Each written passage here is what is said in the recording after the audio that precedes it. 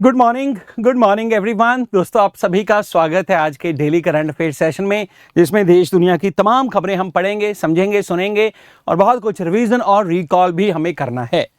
तो आज सभी का स्वागत है एक नए महीने में। दोस्तों, जॉर्जियन कैलेंडर के मुताबिक आज अक्टूबर 1 हो चुका है, साल का 10वां महीना। दोस्तों, कल ही का जो है लगता है समय कि भाई 1 जनवरी 2025 नए साल में हम प्रवेश कर रहे थे। चलते ही चलते जो है अब 10वां महीना आ गया। आखिर के 90 दिन बचे हैं और इन 90 दिनों में बेहतर परफॉर्मेंस कीजिए, अपनी ज़िंदगी का बेहतर जो है दोस्तों पढ़ाई करें, ताकि ये जो एग्ज़ाम है आपका ईपीएफओ का, एएफएससी का या एनी अदर एग्जाम, जो भी आप जिसके लिए आप प्रिपेयर कर रहे हैं, तो उसमें आप अपना 100% दे सकें। तो अनीता तंवर जी, गुड मॉर्निंग। तो दोस्तों, लेट्स स्टार्ट द सेशन। सबसे पहले देखेंगे दोस्तों रिवीजन।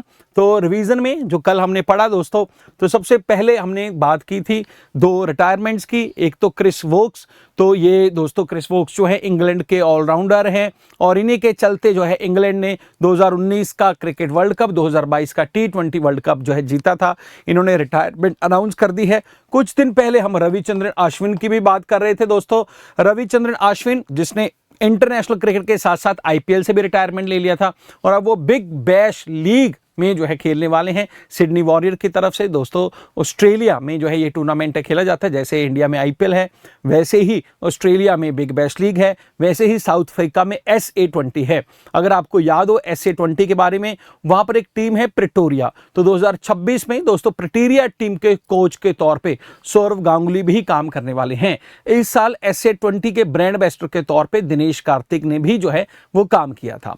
फिर उसके बाद हमने बाथुकामा फेस्टिवल, यहाँ पर 2 नए गिनीज रिकॉर्ड बने, जिसमें दोस्तों एक जो है बहुत सारी महिलाएं एट ए टाइम बाथुकामा में जो इकट्ठे हुई, एक ये रिकॉर्ड हुआ। और दूसरा जो है दोस्तों फ्लावर डेकोरेशन को लेकर, जिसमें 7 टन जो फ्लावर हैं उनसे जो है देवी की प्रतिमा बनाई गई। तो ये जो बाथुकामा फेस्टिवल है तेलुगु कम्युनिटी द्वारा सेलिब्रेट किया जाता है दोस्तों, चाहे वो आंध्रा में हो, तेलंगाना हो या दुनिया के किसी भी हिस्से में हो।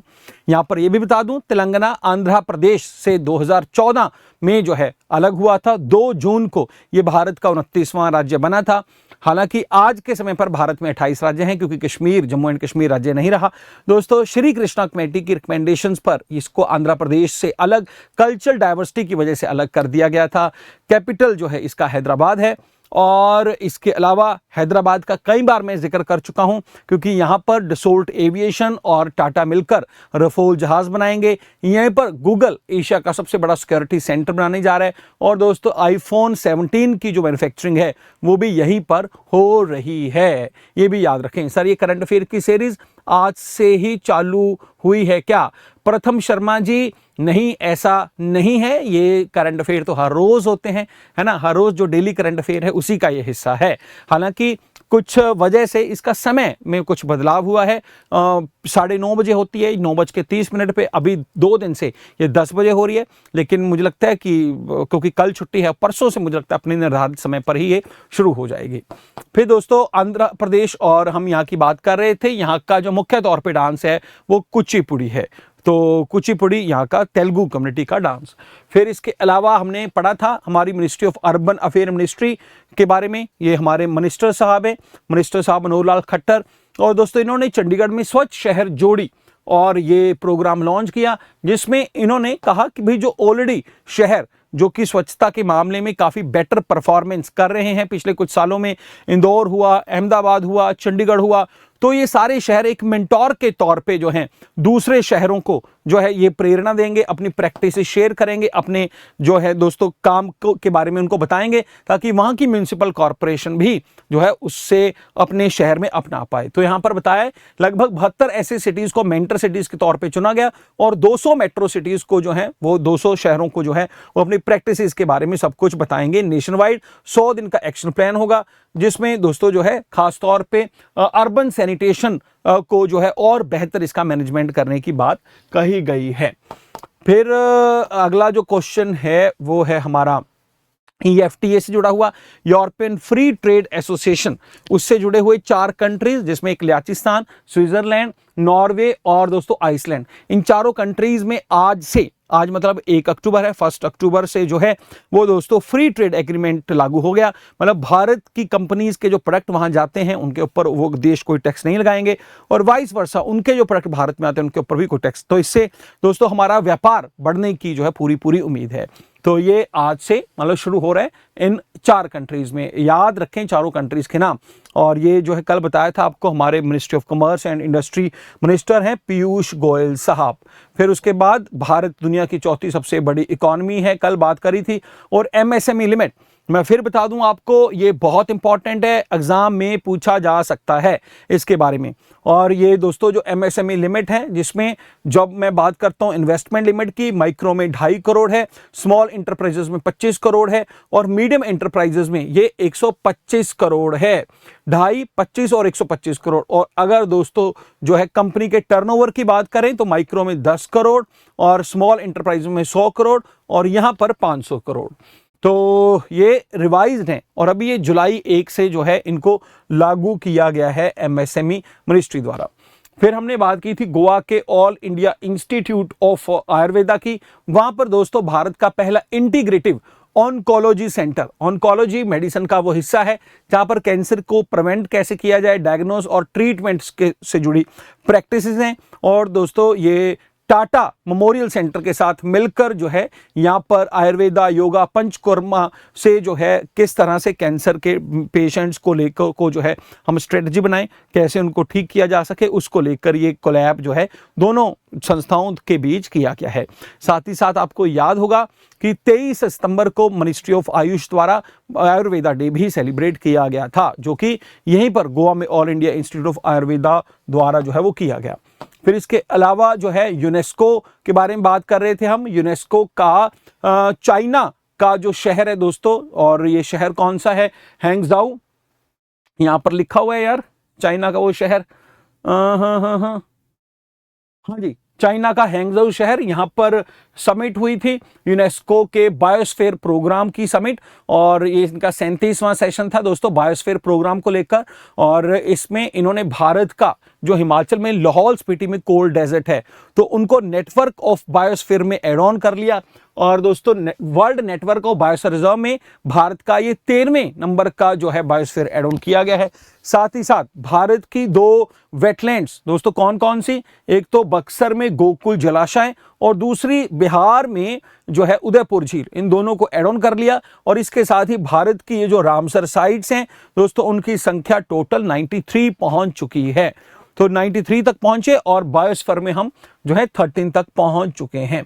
यहां पर आपको डेफिनेटली याद होगा, याद क्या रखना है, भारत में वाइल्ड लाइफ सेंचुरीज की संख्या 573 है, नेशनल टाइगर रिजर्व की संख्या 58 है, 108 नेशनल पार्क हैं, और महारत्ना कंपनी जो है 14 है, Navratna company mini Ratna company 26 है। ये थोड़ी फैक्चुअल इंफॉर्मेशन है, सारी की सारी याद हो।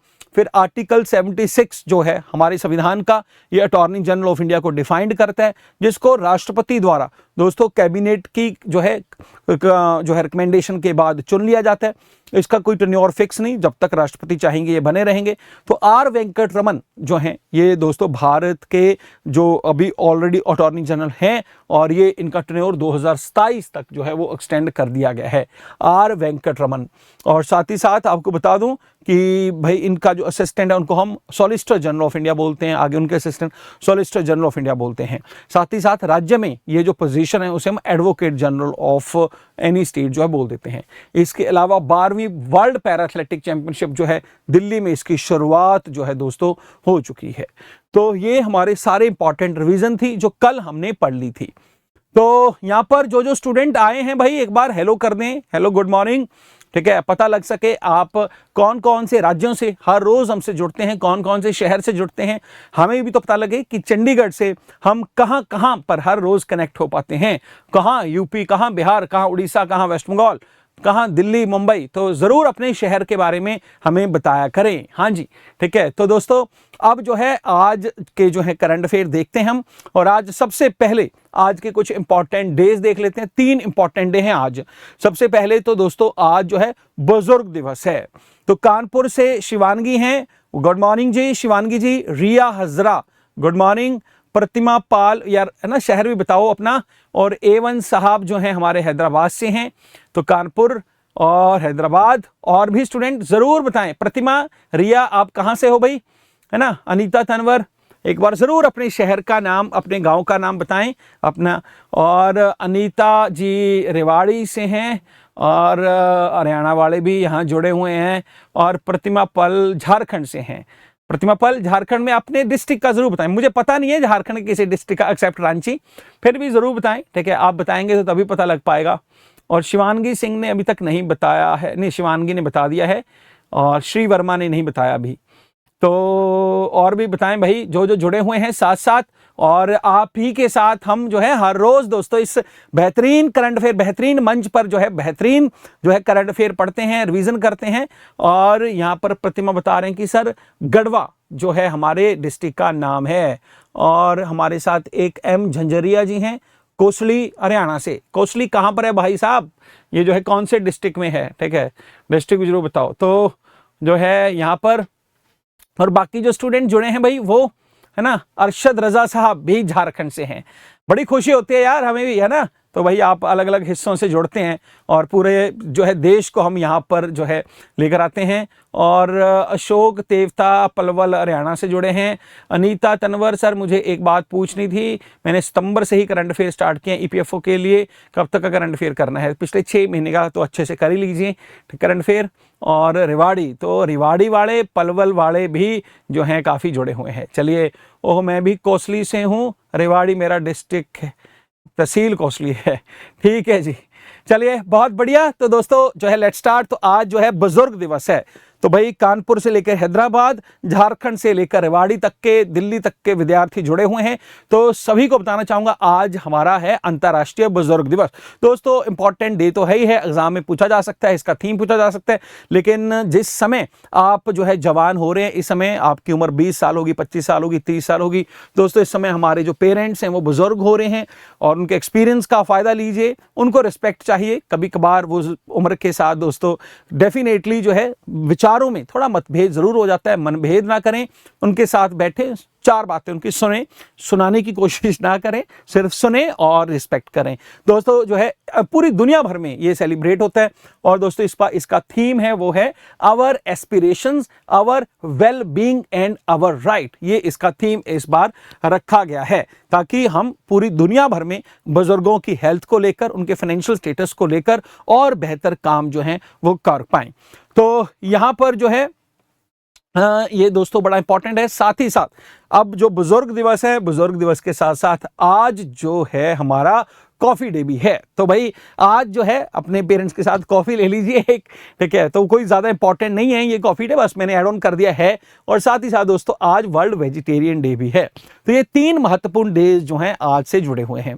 अब यहां पर मैं अक्टूबर के कुछ मोस्ट इंपॉर्टेंट डेज देख लेता हूं। आज शुरुआत हुई है तो अक्टूबर में दोस्तों कल जो है 2 अक्टूबर, कल इंटरनेशनल नॉन वायलेंस डे है, और गांधी जी का जन्मदिन है कल। आप सबको पता है 1869 में गुजरात के पोरबंदर में उनका जन्म हुआ था। और दोस्तों जो है गांधी महात्मा बोलते हैं, बापू बोलते हैं, फादर ऑफ द नेशन बोलते हैं, बहुत कुछ है, ठीक है। इसको लेकर अलग से हम एक वीडियो जरूर बनाएंगे। इसके अलावा 5 अक्टूबर को जो है वो दोस्तों होता है, 5 अक्टूबर को होता है हमारा वर्ल्ड टीचर्स डे। फिर 8 अक्टूबर को होता है हमारा इंडियन एयरफोर्स डे। दोस्तों भारतीय जो सेना है, वायुसेना है, इसकी शुरुआत या इसकी एस्टेब्लिशमेंट भी अंग्रेजों द्वारा की गई थी 8 अक्टूबर 1932 में। तो ये जो इंडियन एयरफोर्स जो है बनी, और हम एयरफोर्स डे सेलिब्रेट करते हैं। इसके अलावा जो है इसके बाद अगर बात करूं, 15 अक्टूबर को APJ अब्दुल कलाम जी का बर्थडे होता है, वर्ल्ड स्टूडेंट्स डे के रूप में हम सेलिब्रेट करते हैं। 16 तारीख को वर्ल्ड फूड डे के रूप में सेलिब्रेट करते हैं। फिर 24 तारीख को यूनाइटेड नेशन। दोस्तों अब ये जो यूनाइटेड नेशन है 1945 में बना था, तो वो इस बार UN80 सेलिब्रेट कर रहा है। 80 वर्ष जो है उसके पूरे हो चुके हैं। पहले विश्व युद्ध के बाद जो संस्था बनी थी दोस्तों लीग ऑफ नेशन 1919 में बनी थी, लेकिन ये कामयाब नहीं हो पाई। काफी हद तक के UN काफी हद तक के कामयाब रहे दुनिया में शांति बहाल करने के लिए। हालांकि वो अलग बात है कि रशिया यूक्रेन के साथ लड़ रहा है, इजराइल फलस्तीन और कई सारे और कंट्रीज के साथ लड़ रहा है, भारत का पाकिस्तान के साथ युद्ध लग जाता है, थाईलैंड कंबोडिया के साथ लग जाता है, तो दुनिया में हलचल हो ही रही है, लेकिन फिर कुल मिला के यूनाइटेड नेशन उसे सॉर्ट आउट कर ही लेता है। इसके अलावा जो है दोस्तों 31 अक्टूबर को वल्लभ भाई पटेल जी का जन्मदिन, और वल्लभ भाई पटेल वो जिन्होंने देश को एक माला में पिरो दिया था, और उनका जन्मदिन नेशनल यूनिटी डे के रूप में सेलिब्रेट होता है। तो ये कुछ इंपॉर्टेंट डेज अक्टूबर के याद रखें, कुछ और भी आएंगे, वो भी साथ साथ हम चलते रहेंगे। साथ ही साथ अगर किसी स्टूडेंट का बर्थडे हुआ करे वो भी जरूर हमें बताया करें, है ना, आपका बर्थडे हम इस मन से जरूर आपको और आपके परिवार को विश करेंगे। फिर दोस्तों ये इंपॉर्टेंट डे जो है, इसके साथ जो है हम चलते हैं यूपीआई की तरफ। तो भाई सरकार ने कहा है कि जो सरकारी कर्मचारी जो ऑलरेडी एनपीएस में हैं, अभी नेशनल पेंशन स्कीम में हैं, तो भाई वो अगर यूपीआई में आना चाहते हैं तो उनको 2 महीने का और एक्स्ट्रा टाइम दे दिया गया है। तो नवंबर 30 तक आपके पास समय है। अब यूपीआई में सरकार लाना चाहती है और उसमें बहुत सारी फैसिलिटी सरकार दे रही है। सरकार बोलती है कि अगर आप जो है यूपीआई सरकार बोल रही है कि अगर आप यूनिफाइड पेंशन स्कीम में आ जाएंगे तो भाई हम आपको अश्योर्ड जो है पेंशन कर देंगे, जो आपकी लास्ट ईयर की एवरेज बेसिक पे बनी है, तो उसका 50% आपको अगले रिटायरमेंट के बाद 25 साल तक जो है आपको वो मिलेगा। रिटायरमेंट के 25 साल तक ये 50% मिलेगा लास्ट ईयर की एवरेज बेसिक। और दोस्तों अगर जो है आपने कम से कम 10 साल सर्विस की है और उसके बाद देहांत हो जाता है तो एटलीस्ट मिनिमम 10,000 जो है पेंशन आपको प्रति महीना मिलेगी। इसके अलावा अगर किसी व्यक्ति की डेथ हो जाती है नौकरी करते करते, तो उसका जो भी पैसा जो जमा हुआ है दोस्तों, उसका 60% जो है फैमिली को उसी समय दे दिया जाएगा। तो ये सारी फैसिलिटी जो है सरकार द्वारा दी जा रही है। और जो एनपीएस हैं तो एनपीएस से यूपीएस में आने के लिए सरकार प्रेरित कर रही है। और दोस्तों हालांकि एनपीएस में आपको पूरी लाइफ टाइम जो है वो अपना 50% मिलता है, लेकिन यहाँ पर आपका पैसा मार्केट में इन्वेस्ट किया जाता है। कई सारे एडिशनल बेनिफिट्स हैं, लेकिन थोड़ा रिस्क टेकिंग भी रहता है मार्केट में लगा हुआ पैसा हमेशा। फिर उसके बाद जो नेक्स्ट इज अबाउट दोस्तों, आज रिजर्व बैंक ऑफ इंडिया 2025-26 का अप्रैल मई जून जुलाई अगस्त सितंबर अक्टूबर, हाँ, चौथा मॉनेटरी पॉलिसी रिव्यू करने जा रही है। तो ये न्यूज जो है वो है आरबीआई गवर्नर जो है संजय मल्होत्रा जी सरप्राइज, क्या वो सरप्राइज करेंगे रेपो रेट को कट करके? दोस्तों फिलहाल देखना होगा। तो यहां पर बता दूं मॉनेटरी पॉलिसी जो है, मॉनेटरी पॉलिसी जो दोस्तों हर साल जो है हर 2 महीने के बाद रिव्यू होती हैं। तो इसका मतलब है साल में 6 टाइम्स, और दोस्तों 2 महीने का मतलब है अप्रैल के बाद जून के बाद अगस्त के बाद अक्टूबर। अब 1 अक्टूबर है तो आज ये रिव्यू होंगी, इसके बाद ये दिसंबर में होंगी और फिर ये फरवरी में होंगी। तो दोस्तों इनको जो है डिसाइड कौन करते हैं मॉनेटरी पॉलिसी को? मॉनेटरी पॉलिसी कमेटी, जिसमें टोटल 6 लोग होते हैं। इनमें से 3 सरकार की तरफ से होते हैं और 3 जो हैं दोस्तों आरबीआई की तरफ से होते हैं। हालांकि इसके ऊपर पूरा कंट्रोल आरबीआई के गवर्नर का ही है, वही डिसाइड करता है, लास्ट डिसीजन वही लेता है। लेकिन दोस्तों 2016 तक तो ये जो 6 मेंबर कमेटी थी ये पूरी तरह आरबीआई के कंट्रोल में ही थी। और हम देखते हैं कि 2016 में उर्जित पटेल कमेटी की रिकमेंडेशंस के ऊपर जो है इसमें 3 सरकार का इंटरफेरेंस भी कर दिया गया। ये उर्जित पटेल आरबीआई के उस समय के बाद जो है गवर्नर भी बने, ये डिप्टी गवर्नर भी बने। और दोस्तों अगर आप लगातार हर रोज मेरे साथ करंट अफेयर देखते हैं तो आपको याद होगा हमने कुछ दिन पहले पढ़ा था कि अब ये इंटरनेशनल मॉनेटरी फंड में एग्जीक्यूटिव डायरेक्टर बन चुके हैं। मैंने 2 बंदों का जिक्र बार बार किया, एक तो उर्जित पटेल का किया था एग्जीक्यूटिव डायरेक्टर ऑफ आईएमएफ, और दूसरा जिक्र किया था मैंने राजीव रंजन का, जो कि न्यू डेवलपमेंट बैंक जो बीजिंग में है वहां पर चीफ रिस्क ऑफिसर और वाइस प्रेसिडेंट के तौर पे जो है जिनकी नियुक्ति हुई थी। ठीक है, तो यहां पर कुछ स्टूडेंट लिख रहे हैं, मैं देख लूं आगे बढ़ने से पहले। और नेशनल यूनिटी डे, तो हाँ जी 31 अक्टूबर पटेल जी का बर्थडे, गुड मॉर्निंग जी। मनीष कुमारी जो है मनीष कुमार प्रेमी साहब, गुड मॉर्निंग सर, मैं हावड़ा से हूं। ओके, रिया जो है बंगाल से जुड़ी हैं हमारे साथ। और मनीष कुमार जी मैं बहुत बढ़िया हूं, आप कैसे हैं? और हम आज पूछ रहे थे कि कौन विद्यार्थी कहां से जुड़ा है, जरूर बताएं, आप भी जरूर बताएं कौन से शहर से हैं। और सर शायद आरबीआई के गवर्नर चेंज हुए हैं, मुर्मू, अभी तो संजय मल्होत्रा ही है भाई, आगे नहीं पता मुझे। और यहाँ पर फिलहाल तो यही संजय मल्होत्रा जी हैं, और इनकी डिप्टी गवर्नर बनी थी 4 में से एक महिला, अगर आपको याद हो, पूनम गुप्ता जो हैं। तो ये हमारे देश के इतिहास में चौथी बार है कोई महिला डिप्टी गवर्नर बनी है, और गवर्नर तो कभी कोई महिला बनी ही नहीं।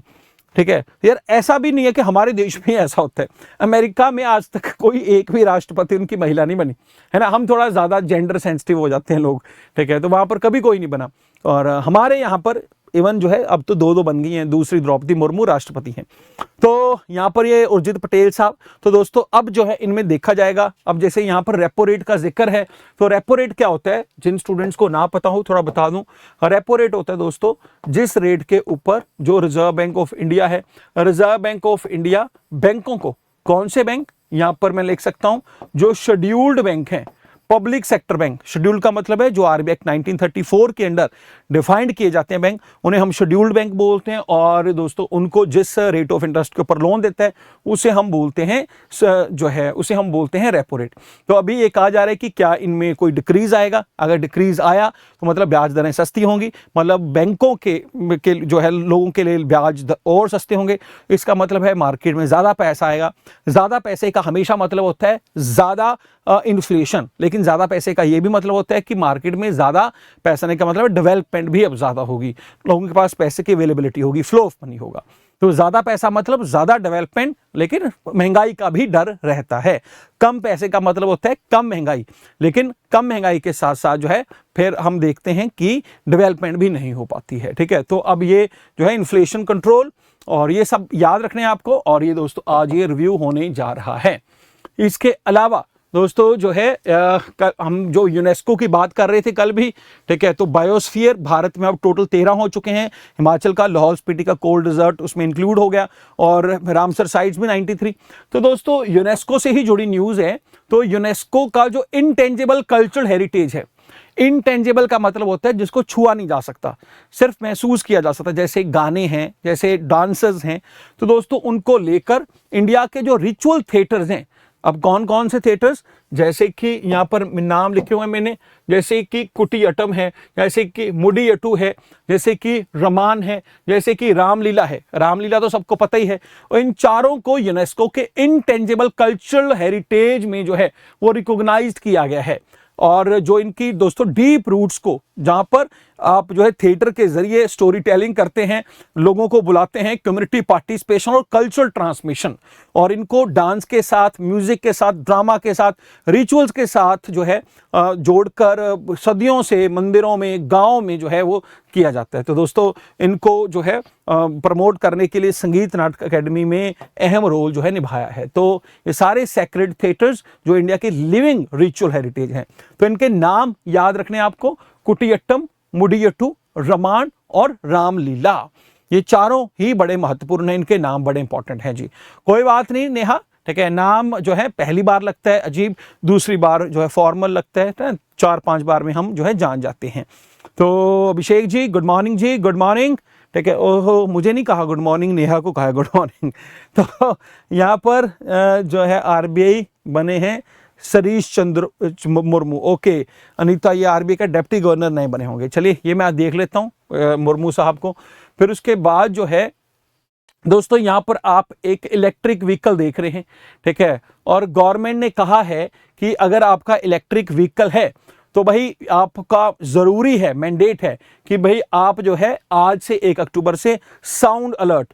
अब साउंड अलर्ट का मतलब क्या है दोस्तों, यहाँ पर जो है अकाउस्टिक व्हीकल अलर्टिंग सिस्टम, मतलब कि भाई आप जो है आपके आसपास का जो कुछ इलाका है वहां पर जो है आप एक्सीडेंट से बचें, ठीक है, आपको कोई समस्या ना हो और कोई आपके गाड़ी में जो है कोई टक्कर ना मार दे। तो दोस्तों ये automatic acoustic vehicle alert system होता है जो भाई आज से जरूरी कर दिया है mandatory for all electric cars, buses and trucks, मतलब चाहे वो कार हो, बस हो या ट्रक हो, जो ईवी अगर है, ताकि दोस्तों इंप्रूव रोड सेफ्टी जो है वो हो।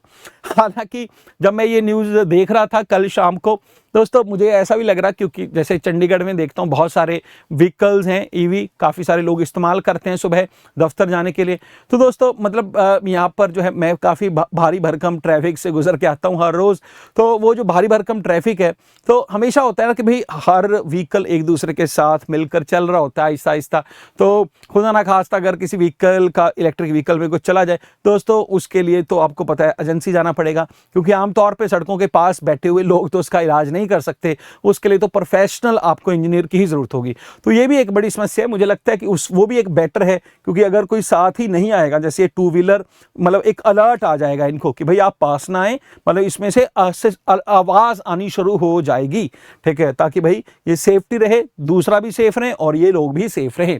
और न्यू इलेक्ट्रिक व्हीकल मॉडल, अब उनमें तो ये ऑलरेडी दोस्तों ऑलरेडी है। जो पुराने व्हीकल हैं भी, उनमें इनको लगाना सरकार द्वारा ज़रूरी कर दिया है ऑलरेडी। यूएस, जापान और यूरोपियन यूनियन के कई सारे हिस्सों में दोस्तों ऑलरेडी ये acoustic vehicle alerting system already है। मुझे लगता है कि सरकार मैंडेटरी करके कल को इनके ऊपर चालान ना काटने लग जाए। चालान किस किस चीज़ पे कटेगा यार? वैसे चंडीगढ़ में बड़ा इंटरेस्टिंग हो गया दोस्तों, चंडीगढ़ में पुलिस को चालान काटने का अधिकार ही सरकार ने छीन लिया, मतलब पुलिस ने छीन लिया है। अब चालान सिर्फ और सिर्फ कैमरे से ही यहाँ पर कटते हैं, मतलब कोई भी पुलिस वाला वहाँ पर खड़ा होकर किसी का चालान नहीं काट सकता। तो ये चंडीगढ़ में फिलहाल ये नियम बना है। नियम भी जो है फिलहाल बना हुआ है, कोई ऐसा नहीं है कि ये नियम हमेशा ही रहेगा, फिलहाल ये नियम है। और ट्रैफिक भी यहाँ पर बेहतर है, लोग समझदार हैं, लेकिन फिर भी कुछ घटनाएं इक्का दुक्का यहाँ पर भी होती रहती हैं। फिर जो है नेक्स्ट इज अबाउट दोस्तों हमारे करंट अफेयर MCQs हैं, देखते हैं कुछ और क्राइम ब्यूरो के मुताबिक रोड एक्सीडेंट काफ़ी ज़्यादा हो गए हैं। 1.73 लाख लोग जो हैं एक साल में मारे जाते हैं। ओहो, बहुत ही ख़राब खबर है ये। हाँ जी, ठीक है। तो आज का जो पहला क्वेश्चन है दोस्तों, आज का पहला क्वेश्चन है अबाउट गौरव बनर्जी, जो कि सोनी पिक्चर नेटवर्क इंडिया ने जो है उसकी अपॉइंटमेंट हुई है। तो गौरव बनर्जी जो है ये मैनेजिंग डायरेक्टर एंड CEO बना है सोनी पिक्चर नेटवर्क इंडिया का 5 साल के लिए। और along with Banerjee Ritesh Khosla and Shivaji Vishwas जो हैं ये होल टाइम डायरेक्टर बने हैं 5 साल के लिए। तो बताना है 1, 2 इज करेक्ट, दोनों करेक्ट हैं या दोनों गलत हैं। दोस्तों सोनी पिक्चर, सोनी जापान की कंपनी है, और दोस्तों सोनी के बारे में बताने की ज़रूरत नहीं, दुनिया की सबसे बेहतरीन कंपनीज में से ये एक है। और जो है इंडिया का ये हेड बना है, बड़ी इंपॉर्टेंट बात है, कोई इंडियन बना हो। दोनों स्टेटमेंट करेक्ट हैं, गौरव बनर्जी। इसके अलावा स्टूडेंट से पूछना चाहूँगा कि इंडियन सिलेक्शन टीम में 2 नई अपॉइंटमेंट हुई हैं, कौन कौन सी हुई हैं? कल ही बताया था, प्रज्ञान ओझा और RP सिंह, ये जो सिलेक्शन कमेटी के हेड बने। अजीत अगरकर की जो टेन्योर एक्सटेंड कर दी गई थी, ठीक है, वो भी आपको जरूर पता हो। इसके अलावा R वेंकटरमन का भी हमने कल जिक्र किया था। फिर उसके बाद Diljit Dosanjh international Amy nomination को लेकर 2 स्टेटमेंट हैं दोस्तों। यह है दिलजीत दोसांझ नॉमिनेट हुआ है best actor international Emmy awards के लिए, जो उन्होंने जो इम्तियाज अली की जो बायोपिक थी अमर सिंह चमकीला, तो उसके लिए ये हुए हैं दोस्तों जो है नॉमिनेटेड। नेटफ्लिक्स में ये मूवी आई थी अमर सिंह चमकीला, उसको जो है रिसीव हुआ है nomination in the TV movie mini series category और in the India solo entry for 2025। तो 1 इज करेक्ट, 2 या दोनों ठीक है या दोनों ही गलत हैं। एमी अवार्ड दोस्तों जो कि दुनिया में सबसे प्रतिष्ठित अवार्ड्स में से एक हैं, तो आपको बताना है। और इसका जो उत्तर है दोस्तों वो भी दोनों स्टेटमेंट जो है बिल्कुल ठीक हैं, बिल्कुल जो है वो करेक्ट हैं। इसके बाद जो है देखेंगे आज कुछ और इम्पॉर्टेंट दोस्तों, कुछ और है जिसमें एक तो जो है प्राइम मिनिस्टर जी राष्ट्रीय स्वयंसेवक के सेलिब्रेशन में दिल्ली जाएंगे दोस्तों। राष्ट्रीय स्वयंसेवक 1925 में जो है संस्था ये बनाई गई थी ताकि हिंदुओं के हकों के लिए जो है वो लड़ा जा सके। डॉक्टर हेडगेवर साहब द्वारा जो है इसकी संस्था की शुरुआत की गई थी। RSS जो है दोस्तों ये एक विचारधारा है और इसी का जो पॉलिटिकल BJP है। नरेंद्र मोदी भी जो है एक लंबे समय तक उन्होंने राजनीति में आने से पहले जो है RSS में काम किया है। फिर उसके बाद जो है बाय मंथली मॉनेटरी पॉलिसी में ऑलरेडी हम बात कर चुके हैं। EFTA के साथ आज जो है आज 1 अक्टूबर से FTA शुरू हो जाएगा। दुर्गा नवमी है, आप भी जो है भाई दुर्गा नवमी कल अष्टमी थी, माँ कृपा करे सब पर, है ना। हम तो यही उम्मीद करेंगे कि सबकी नौकरियां लगें, ज़िंदगी में बेहतर आप कर पाएँ और जो है बेहतर लाइफ जीना ही मुझे लगता जो है भगवान की दी गई इस लाइफ का सच्चा सम्मान करना है। और दोस्तों इस लाइफ को बेहतर करें और इस लाइफ को जो है आपके अपने काम आ सके, और अगर आप अपने काम आएंगे तभी आप लोगों के काम आ पाएंगे, इस बात को हमेशा याद रखें। इसके अलावा बिहार असेंबली इलेक्शन को लेकर, दुर्गाष्टमी को लेकर एक दोस्तों ओडीआई वर्ल्ड कप कल शुरू हो चुका है। कल इंडिया और श्रीलंका का मैच था, बारिश हुई, लेकिन बाद में दोस्तों डीएलएस सिस्टम के तहत इंडिया को जो है वो विनर जो है वो घोषित कर दिया गया। तो डीएलएस मेथड से जो है भारत को 59 रन से जो है वो विनर घोषित कर दिया। तो ये भारत होस्ट कर रहा है। इसके अलावा अहमदाबाद में दोस्तों आजकल आपको पता है हमारी स्विमिंग जो एक 11वीं एशियन स्विमिंग टूर्नामेंट भी चल रहा है, आपको याद होगा। फिर दिल्ली में हमारा ISSF भी चल रहा है, शूटिंग जूनियर वर्ल्ड कप चल रहा है। फिर भुवनेश्वर में टेबल टेनिस चैंपियनशिप होगी, अक्टूबर का महीना शुरू हो चुका है। चेस का वर्ल्ड कप होगा हमारे गोवा में, ठीक है। और ये सारे टूर्नामेंट्स हैं, उनके लिए भी आप तैयार हो जाए, है ना। विनर कौन, हारा कौन, जीता कौन, ये सब भी हम पढ़ेंगे। तो आज का जो करंट अफेयर है थोड़ा ज़्यादा फैक्चुअल रहा, ठीक है। आज थोड़ी डिटेल की न्यूज़ एक दो को छोड़ के ज़्यादातर फैक्चुअल इन्फॉर्मेशन ही ज़्यादा रही है। चलिए यहीं पर आज का मंच है, आज का सेशन कंप्लीट करेंगे और बहुत बहुत धन्यवाद। और RSS ही तो चला रही है गवर्नमेंट, है ना। RSS का भी इंपॉर्टेंट रोल है गवर्नमेंट चलाने में। हाँ जी, ठीक है, बहुत बहुत धन्यवाद, थैंक यू सो मच।